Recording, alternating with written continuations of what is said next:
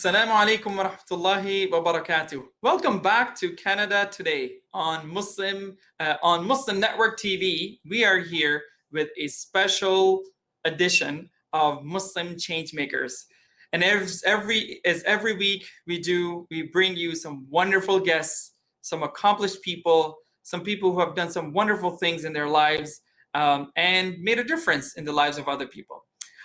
Today, we are going to be spotlighting a Muslim changemaker who is courageous, who is charismatic, who has done for some incredible work in a specific part of our community in Toronto. And we're going to learn a little bit more about her incredible work and what makes her a real changemaker.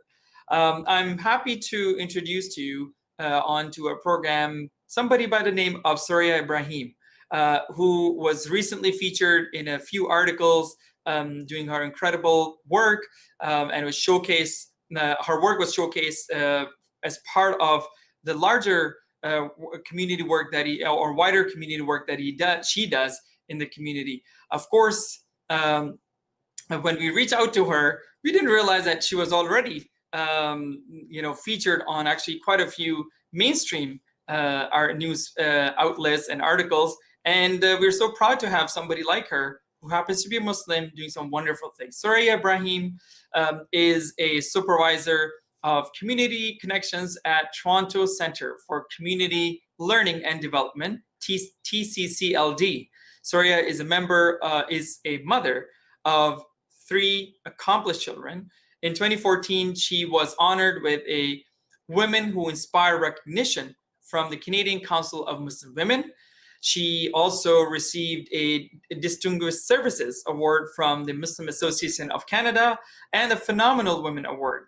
Previously, she participated as torchbearer for the Pan Am Games. Sureya is a multi-award winning community developer with distinguished recognitions such as the Jane Jacobs Prize, the CBC Community Champions Award, and many more.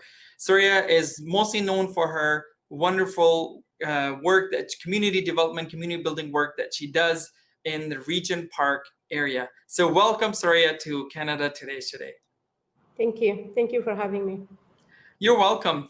So today we're going to start off by helping us understand what is Regent Park first, and where is it located, and the fact that you were there, of course, since your late teenage years. You pretty much all your young adult life was there for the past 20 years. All the great work that you've been doing there, all of that will help us explain why you're doing what you're doing today. So help us understand that those of us who don't know anything about Regent Park, help us set the context before we talk about some of the great work you're doing. So Regent Park is located in the heart of downtown. It's located in Dundas and Parliament, and all the way to River and Dundas. It's very closed. I would say it was closed community and before revitalization. When I moved in on the 90s, so not a lot of people knows Regent Park as it used to be right now. If you mention Regent Park, oh my God, what are you doing there? But over the years, there is so many stuff that took place. One of them is revitalization. It's all over the news outlet. It's actually people from around the world, they do come in and try to learn what is revitalization. How do you guys made it? How is that working? Everybody play a role on this and try to make it right, because we are guinea pig. There is nowhere that revitalization took a place around the world. So there is a lot of stuff that happening, and there is sense of communities that you won't feel somewhere else. I remember when I went the first time back home, I missed Regent Park. Like, wow. I spend more than my life, more than back home, it's here. So I missed it. That's when I know this is where I belong. This is where the community, this is home. So I get very defensive when it comes to Regent Park. If you come and trying to point it out about Regent Park or talk about negative stuff, I get so defensive. And so that's why you see me on the media when they talk about negative, and I talk them back and saying that there is X, Y, Z, there is amazing stuff that's happening. There is amazing people who lives here doing incredible work. Let's not talk about only negative. All the community have all negative stuff, but there is a sense of the communities that you won't feel. So you know your neighbor by names, you know their kids. That's where we are very close, tight neighborhood. MashaAllah. I mean, and that's, your passion tells us, that why you are an advocate, of course, and an amazing leader doing some credible work in the Regent Park, MashaAllah. And that's great to hear. Thanks for sharing that with us. So you originally came from Ethiopia in 90s, in your late teenage years, and since then you have been there now for 20 years, and you have been involved doing in the community, doing a lot of volunteering work, of course, studying, growing up, and all that. So now you have been, it's been 2 decades. You have been volunteering there. Help us understand why you got involved with all the amazing grassroots community development work that you started doing. What got you into this, into this sort of world of not-for-profit and community development work? So about 11 years ago, when my younger son was grade 1, that I felt sense of freedom, and I say I could do something for myself. That's when I start enrolled to the leadership training, the place where I was volunteering, and she handed out the piece of paper that said, Sureya, this is perfect fit for you to attend. This is a leadership training, 1-year programs, and you could attend. And the organization was exist close by me, but I didn't know it was exist, but she handed it out. She was the community workers, and I enrolled that training, that it opened a load, I could say it lifted a lot of folks, I could say, in terms of who is in my community. I've been living for the last 10 years, but I was focusing with my kids and being there and taking them after school programs, activities, all kind of programs that 3 of them were young, and I was busy with them. But as soon as my younger one, who was grade 1, and I start involved in volunteering in different capacities. So I took the training, and it was the same organization that I'm working right now. And as soon as I finish the training, you have to do 3-month placement. The place where I am, 540 Dundas, Regent Park, was brand new. They asked me to do my placement in the same location, and my role was to engage the community. But throughout the training, there was a lot of hand-on training. One of them was like eye-opening, I would say, a need assessment training that I did. The need assessment, I interviewed about 75 community members. That it took me out of my comfort zone and see what is there in my community, what is the need that exists in my community. That was huge for me. And listening to the community and interacting with the community. And I finish, and I have to do presentation, and based on the need assessment, that gives me interaction with a lot of people who are supposed to be making a change. That gives them a tool. The data that I collect, it gives them a lot of opportunities to see, okay, this is the voice of the community. What are you going to do about it? That was about 10, 11 years ago. So that's great. And I mean, yeah. I mean, like, it's interesting. I mean, considering that your first project, hands-on project, I guess, was the needs assessment program. I mean, how appropriate it is, actually, considering that, this should be the first step before we develop any programs. And sadly, many times in our community, we develop all sorts of programs. Even agencies and sometimes governments develop all sorts of programs out there for social good, except that they have no idea, who they're benefiting and whether there is even a need for us to even be solving supposedly those problems. So thank you for sharing that. So you have come a long way, and you have had two social enterprises that you launched. Before that, of course, you involved in some of these wonderful initiatives, but you developed something specifically for the immigrant women, paid employment project. Help us understand what that was about and why you decided to launch this as your own social enterprise program. So my organization we do a capacity building training, the Center for Community Learning and Development. That's what we do. So like I mentioned, I did my placement and they hire me, and I'm here, 10 years now.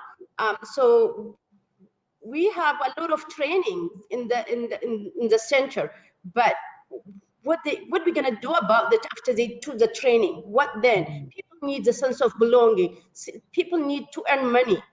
And I've been seeing that we have a training after training, civic engagement after civic engagement, but people need a sense of belonging, sense of validation, sense of that they need to earn money. Yes. So the catering co-ops was, and I see the ladies from the community have been living before me, like more than 20 years, 10 years, 15 years, but they facing a lot of challenge, the language barrier, experience, all of that, but they are amazing cooks. And I said, let me, okay, so I talked to public health during that time. And I said, public health, like you are doing a food handling certificate. These ladies, they don't have food handling certificate or money. So how can you help us? And we met up. They came and asking me, like, it was kind of like why she needed, kind of the way they were talking. There was two people from public health came. Are you like, is she serious or some? They were testing me actually. And they came and I said, I brought two people from the community who are unemployment center, who are from the test from City of Toronto. And I brought the chef who owned the commercial kitchen and to the tables. And this is what I need. This is the people they might support me in terms of accessing commercial kitchen, in terms of helping them to have those people get resume or whatever that means. I didn't know where it will take me, but I know that they need to have food handling certificate in order to deal with the food. So that's how. And what was this program called again? Just to have food handling certificate training first. Then we have a names, Regent Park Catering Co-ops that we came up with. But I didn't know that that's what I'm going to be calling. But I know that people need jobs. The people need sense of belonging. People need to have food handling certificate, but it costs about $100 for each of them. We cannot afford, but they should help us. That was my thing. But they were resisting, and it was back and forth for a couple of times, and they were silent. And the person who connected me was from public health, and he says, Sureya, they think you are not serious. Oh, thank you for telling me that, because I will show them how serious I am. So, and I pushed it to make sure that to have that training, and also making sure that the training, everybody who took, making sure they're going to do something about it. It's not going to be sitting on their wallets. So within weeks or whatever, after I pushed it, and I get back and I say, you have commercial kitchens? I do check. That's what they want. One of the things. You have support. They will teach them the knife skill, all of that necessary. And I said yes. And we trained about 15 women in the first batch.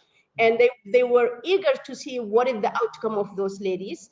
As soon as they finished, two of them got a job from TDSP lunchroom as supervisor.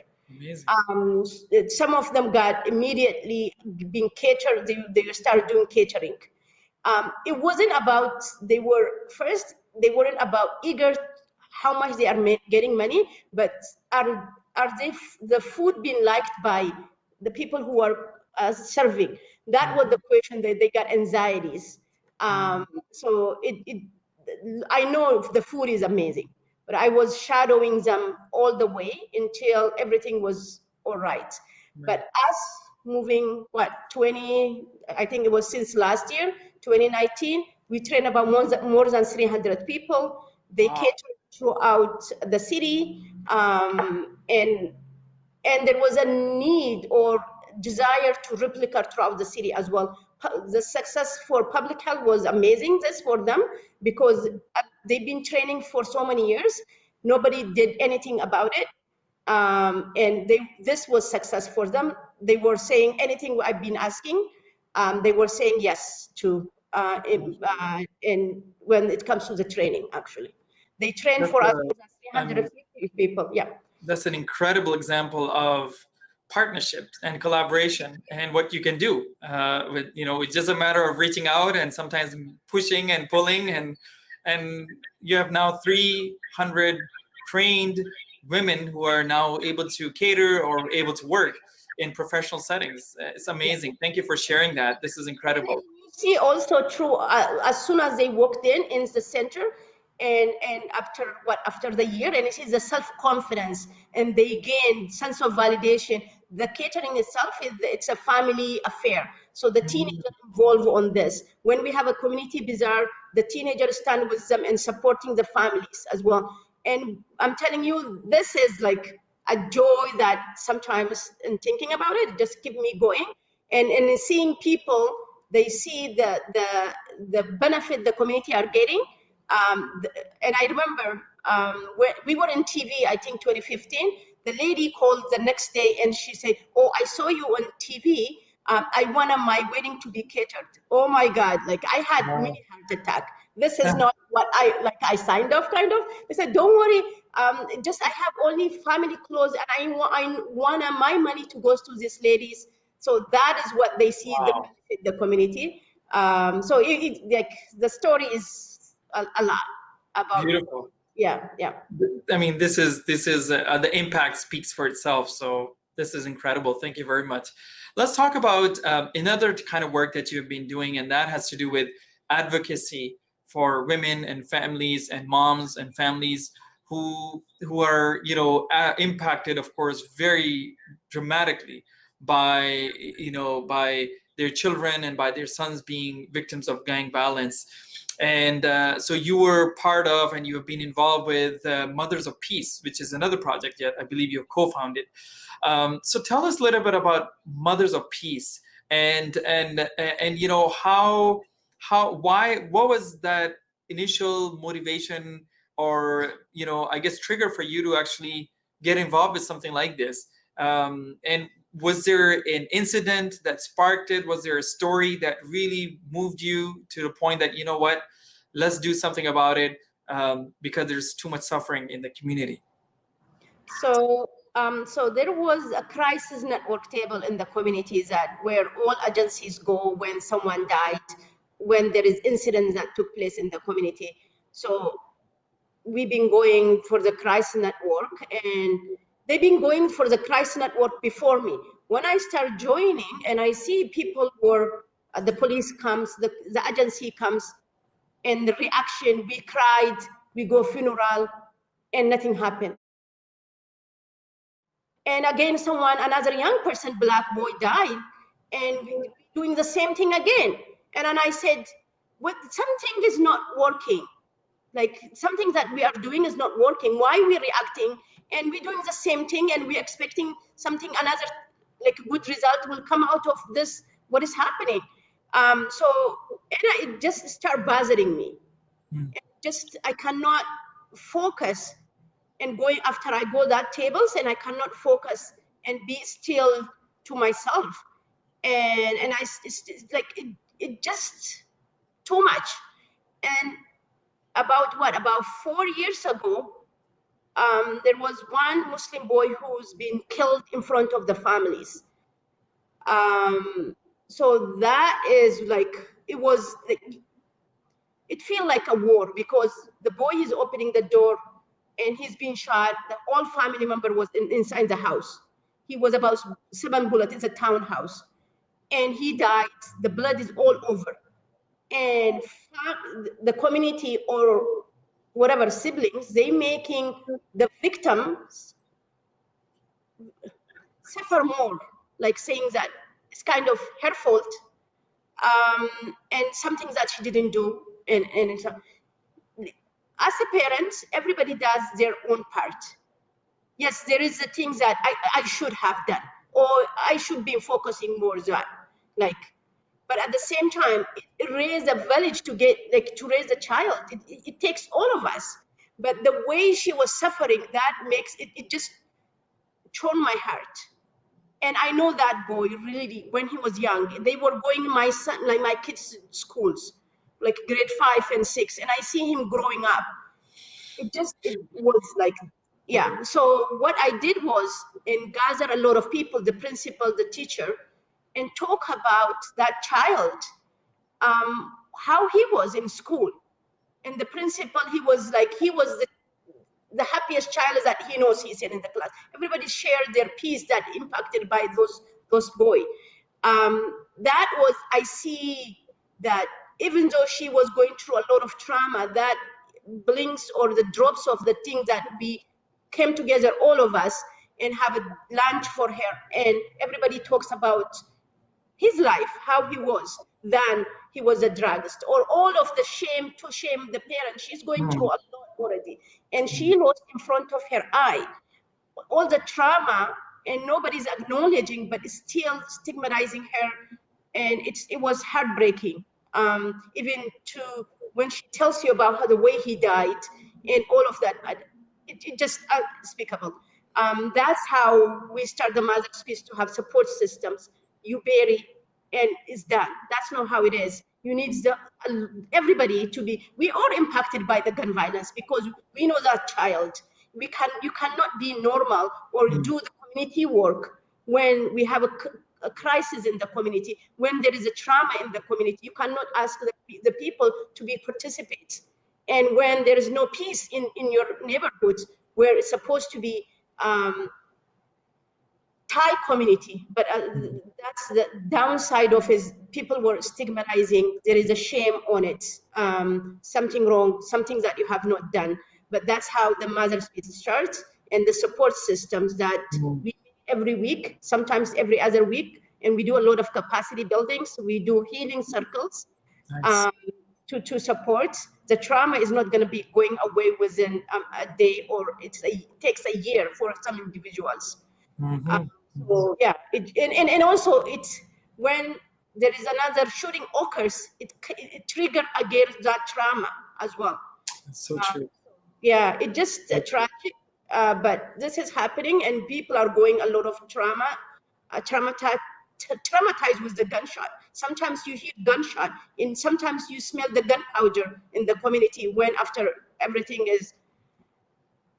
Oh yeah, just too much. But That's this tragic, yeah, definitely. But it's yeah. Go ahead. Sorry. no, I was just gonna say that it's very courageous of you and your fellow, group members to actually take on this task. And healing is very difficult, but a very critical part of of the process of dealing with this kind of grief. And as you said, there's so much that goes on, and then there's so many triggers over and over again. I wanted to ask you, how has the recent wave of violence against racialized communities, racialized youth in particular, impacted the Regent Park community? I mean, recent cases across the U.S. and Canada also, of course, involving police brutality, and some of those cases now, of course, in courts. And most people are very skeptical. Of course, nothing is going to change. We saw just recently, the hearing or the verdict on the Abdurrahman Abdi's case from Ottawa. We have other cases, sadly, Yusuf Fakiri's case, of course, and then, of course, when it comes to now, primarily Black youth, and many of them, sadly, are Muslims, of course. So you double layer of, as you said, stigmatization as well as burden that young people especially are dealing with. And on top of that, if there are drugs and guns involved, it makes it even harder and more complicated. I'm wondering, how is the Regent Park community dealing with all this wave of police brutality, and of course now the Black Lives Matter movement over the last few months? So from if I could go back a little bit, the gun violence, all the incidents that took place is all the Black boys. And I'm inside of me, I'm dying every day when I hear it's another Black boys, another Muslim boys who's being gunshot. The last boys that we lost was the Muslim boy beginning of the year. He's been shot and killed. It just enough is enough. That like I'm tired of when we are normalizing everything. Because is it because they are Black? It's because that first generation of immigrant who cannot advocate for themselves and they don't know how to navigate the systems. All of that, it's layer after layer.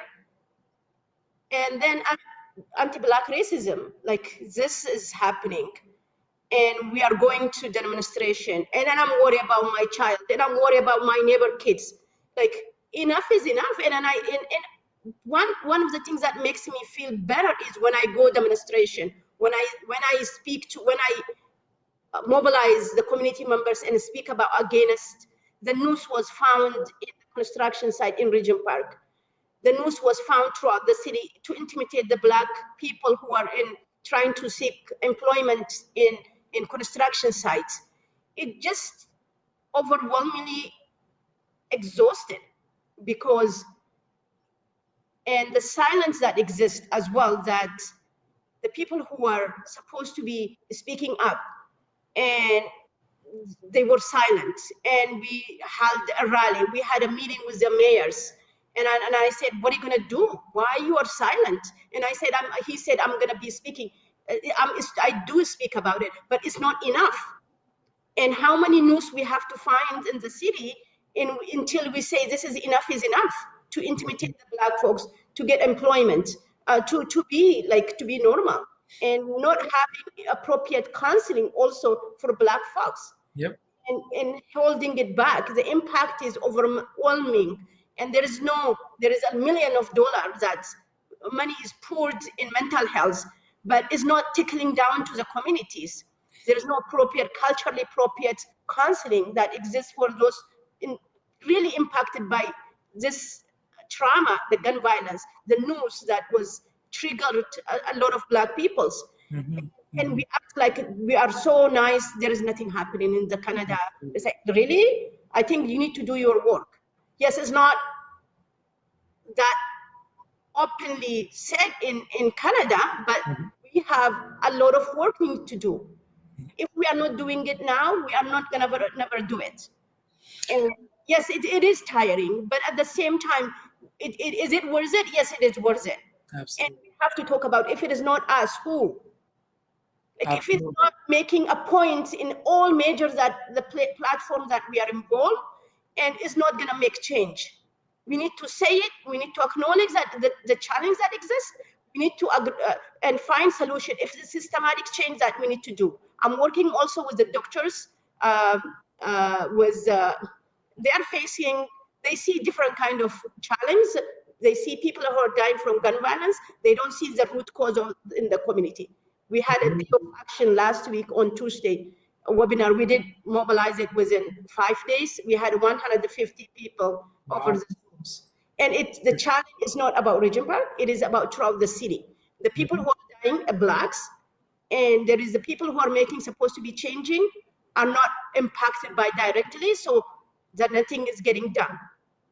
That was actually what I was going to ask you about, actually, and I'm glad you brought it up. I mean, I just wanted to talk to you about the impact of your advocacy efforts, and I mean, I can see what your frustration, and it's very valid because, and partly has to do with the fact that the people who are supposed to be decision makers are the ones who are not impacted. So of course they don't feel the pain or the pinch, and sadly not much is happening.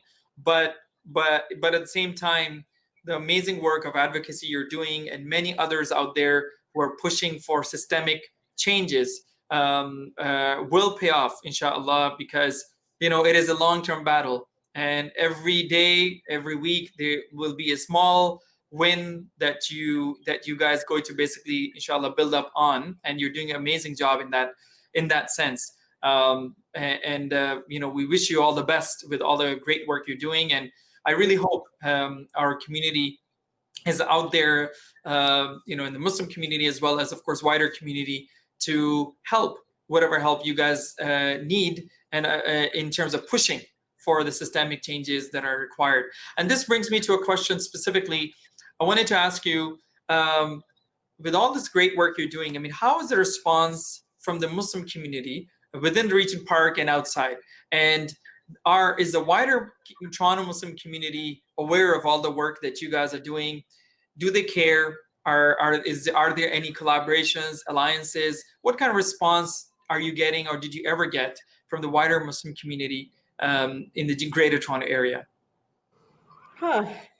So we have our own systematic racism that we need to focus on. So that's what I did when the first anti-Black racism in my Muslim community was South Asian groups, and I brought someone from outside. Let's have hard conversation.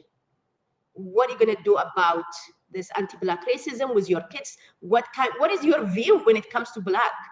Yep. And for me, I came from Africa.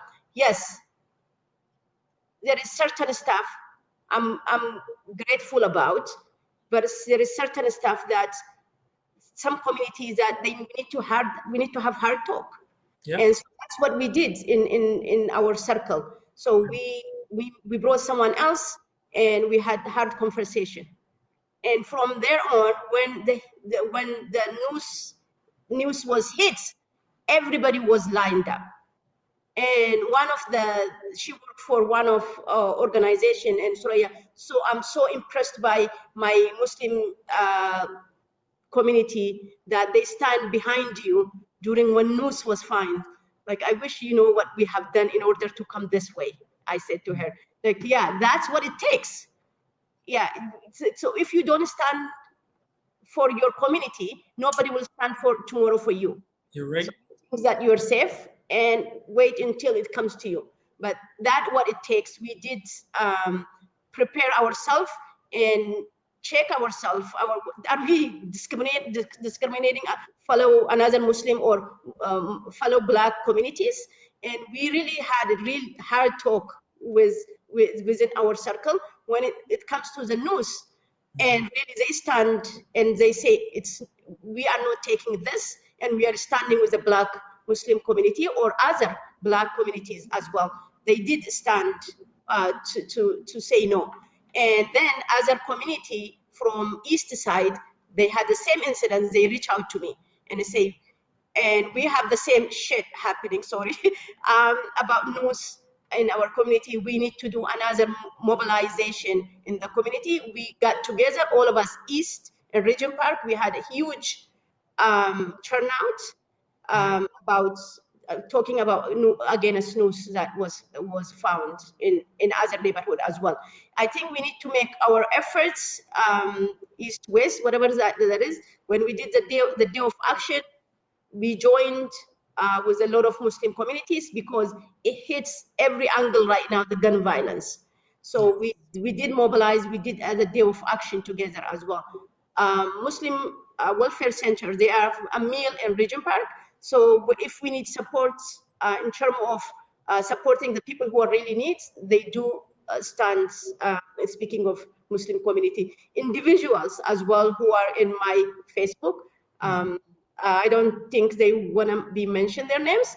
They do private message me, and if I need any support, and when it comes to their zakats or whatever that it is, they do send, and I make sure that the people who are really needs and get those support as well.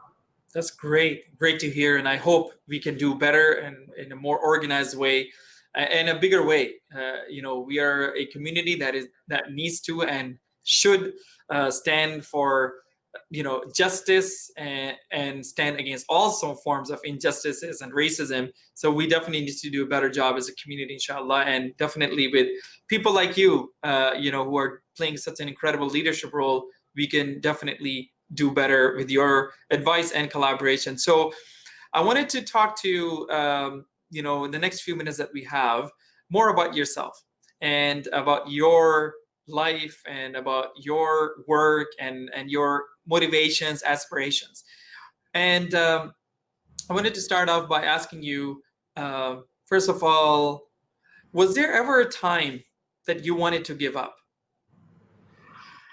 So I never had to think about that. Yes, I did. I do get exhausted. My daughter comes home. You are tired, yeah? You want this.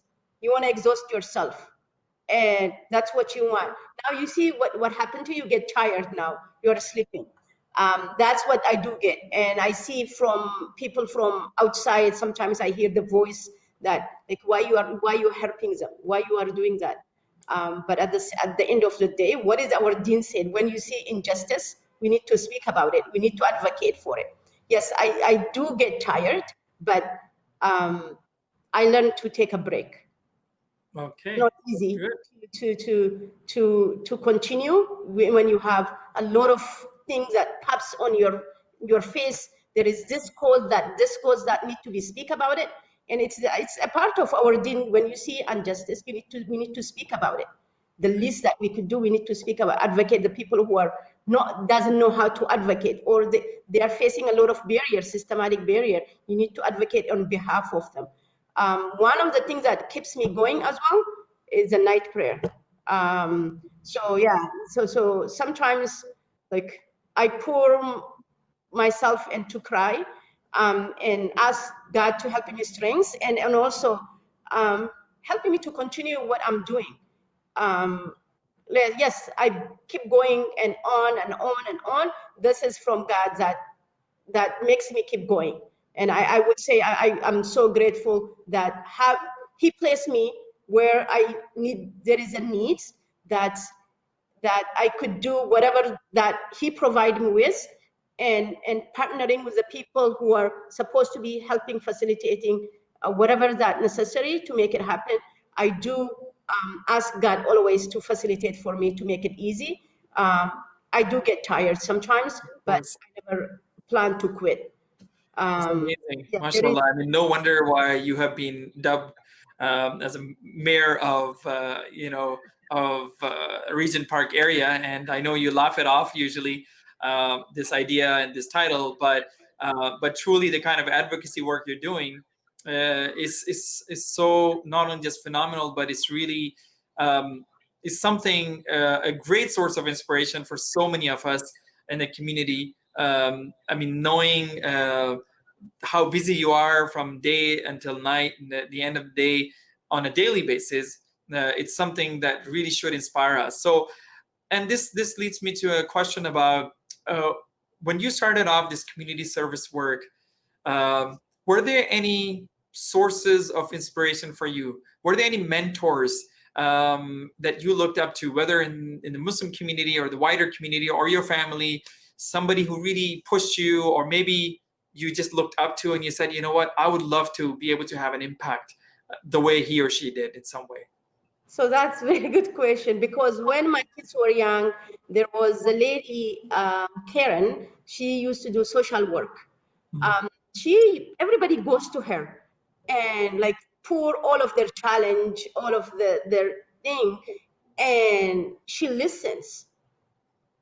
It was incredible. Like all walked of life, people goes and tell her all of their sorrow, the anxiety and stuff. But when I start working in the center, and yes, I see a lot of challenge where I had hard time listening the people what they are trying to say, but I was rushing to help them. Like that's not what they want. Learning to listen, it took me so long without without judging them, without asking them, do you need money? Do you need help? Like listening to them, that sometimes that's what they need. Yes, there is a lot of things that you connect them with, but when I start working and I start thinking about her, I admire her, the way she was taking care of people and listening to them, and finding a way that without judging them. And that was huge learning curve for me. And yes, you learn all of stuff, the training, and when it comes to practically, it was the hardest thing, but I do overcome. And right now, and like people that trust me and they tell you all kinds sort of stuff. And also people, God sent you all sort of stuff. People comes, oh, what do you need help with? And like sometimes, subhanallah, it's his plan that to facilitate all this coordination that is happening. But yeah, that was her thinking. Okay, And that's great. also reading about the prophet stories. Yes, alayhi salatu salam, reading about him. Like sometimes what people does to you, like oh my God, you're just gonna cry. And he was human being, he was a prophet, but he went through so much. Like I need to suck it up sometimes. Like I just need to cry, but it's okay to cry. But at the same time, this is a test. Like I need to have a patience to overcome the challenge that exists. Yeah, people test you and poke you in so many angles, and Islamophobia that's happening, and I remember we mobilized one day anti-Islamophobia dialogues. The people who were KK showed up, 6 of them. Like everybody was terrified. Wow. When I went home and I met someone on the Facebook saying that, oh, I'm doing my thesis anti-Islamophobia. Oh, really? Like, okay, this is like his plan. So that leads me, the person who was doing her thesis, connect her with the people who were impacted by anti-Islamophobia. She were able to do her thesis properly and have a workshop for us, and also report, right? She wrote a report on that, and she had a toolkit also to help us with for the schools, and she got a grant right now to help with the young people who are facing a lot of anti-Islamophobia. There's a lot of coordination. Is God is like sometimes like I don't have anything. Well, I mean, what I really admire, especially about the kind of work you're doing, is truly grassroots work. It's very easy to be sort of a so-called leader, sitting in your comfort zone, and just talk about all these great ideals that you were talking about. But you are actually walking the talk. I mean, you are helping people apply for grants and getting them successfully grants to start, their businesses or social entrepreneurs. You are training women to stand on their feet and giving them confidence. You are helping youth who are being impacted by all forms of racism. You are helping mothers heal who are impacted by gun violence, or their families are impacted. And then you're also involved in the advocacy work. You're also involved with actual physical revitalization projects in the Regent Park area. I wanted to ask you something that you sort of already talked about, but I want to hear, let's say, if there are top 3 things that motivate you. You wake up in the morning. What would those top 3 things would be that keep you going? And I know you already mentioned 1 or 2, which was really inspiring. So you're more than welcome to recap that if you like. I would say people as well. Yeah, and having that intimate conversation and sharing their stories, and sometimes I thinking about them and like trying to come up with some kind of strategically to overcome their challenge, and how do they get from where they're at and where they want to go. It's a people, I would say. Yeah. That's great. Thanks for And sharing then also seeing injustice stuff that is happening, and the silence that exists. Yeah, I cannot take it. Like, and yeah, it's just so much that people who have privilege that could do, and we are not doing it. And I feel sad as well. We are. I sometimes I wonder where I am, and are we in Canada and seeing the suffering of people are sleeping on the streets? We make it normalized, and we have so much resource, and and to do the best that we're supposed to be doing. But people are going hungry, and First Nation community we are seeing all of this. Like, what the hell, where I am? Like, sometimes I wonder, and why we have a lot of people sleeping on the streets, why people are dying in winter and sleeping on the streets. We have a lot of resource. We are hogging the resource that, and the way our systems and the way we, our mental health, we are, I could say, accepting what it is and making normalized. Yeah. Um, Complacency is a real problem, unfortunately. yeah. If it doesn't hurt me, it doesn't, who cares? It doesn't matter. That's sad. That's a sad reality. Well, that's actually very inspirational. Thank you for sharing all this. Just two quick questions as we conclude.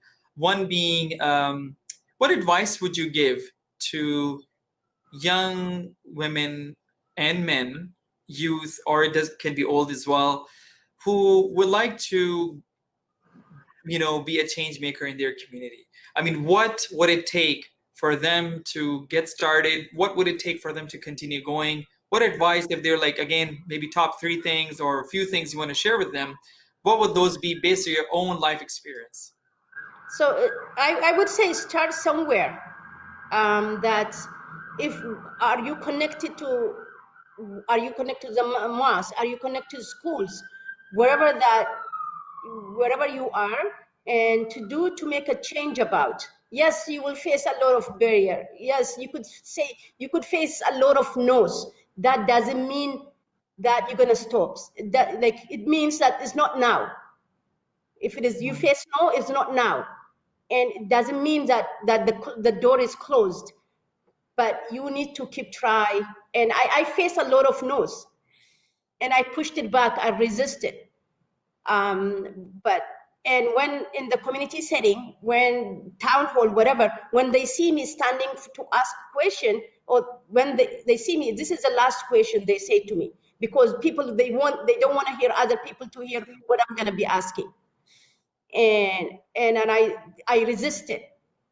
And if you guys are making whatever that you call a change, if you don't listen to the voice that exists, you are not there for people. You are not there to help, to support, elevate whatever challenge that they have. Yes, you could face a lot of barriers, but it doesn't mean that you're going to quit.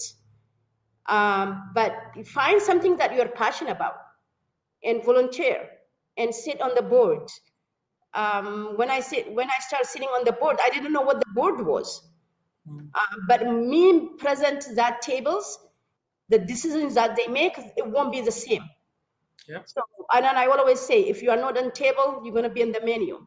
So you need to involve, especially Muslim communities, we need to involve heavily all the table that exist.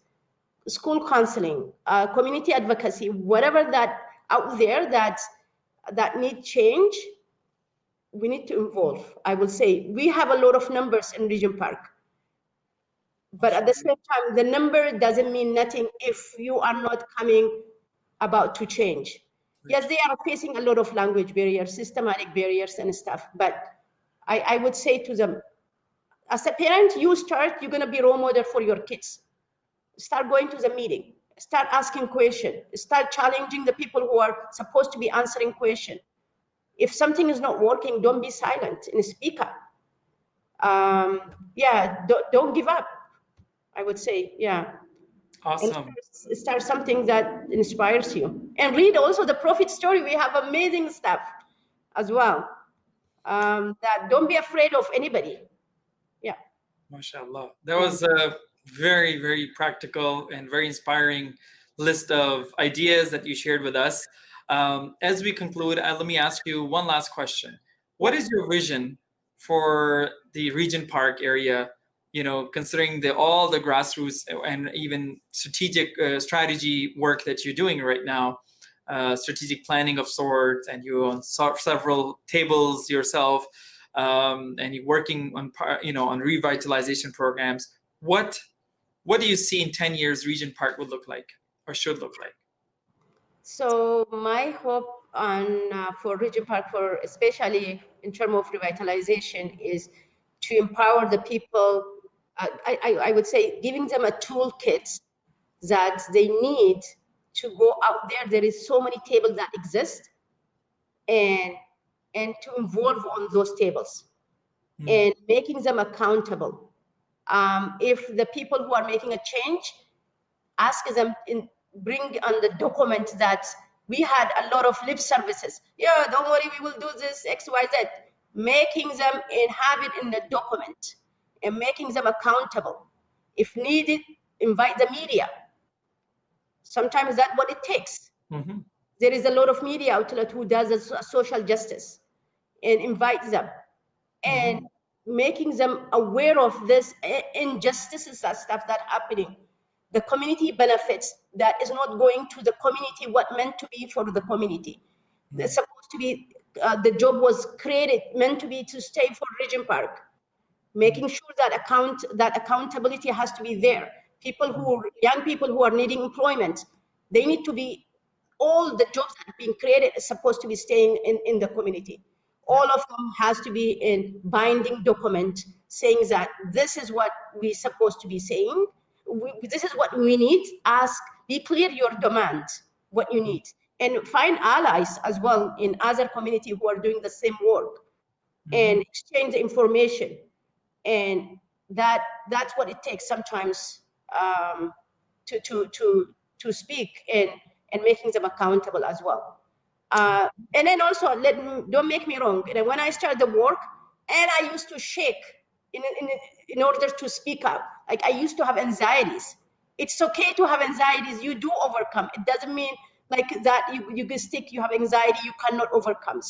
And I used to do deputation in City Hall. And then I used to get anxieties. Like, I read Fatiha, I used to read Quran, and like when it's over, it's just only 5 minutes. Like, I feel like I'm dying. But you do overcome all of that challenge. You need to speak up, and the people who are in the people who are supposed to be making a change, making them accountable. Those peoples that, and what, because nobody's speaking, nobody's making them as accountable. When it's come election, they come vote for me and follow me or whatever that it is, but follow up and have ongoing conversation with these peoples who are making a change.